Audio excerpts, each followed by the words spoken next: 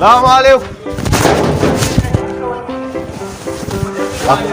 Hujjaj. Hujjaj. Barka da Hujjaj. Na wuni na gajiya.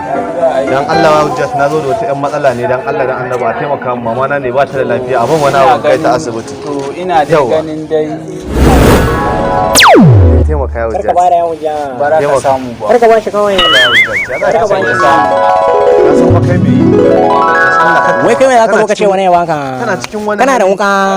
Ka zan ruwan kugunka. Ka bubbuga mai. Ka shi kulkula mai. Ka cire wayan. Ka cire kuɗin. Ka wuce abinka.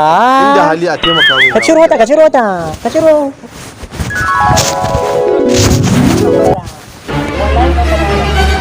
Kada ka sake ka bashi ba. Sun sai ka bani.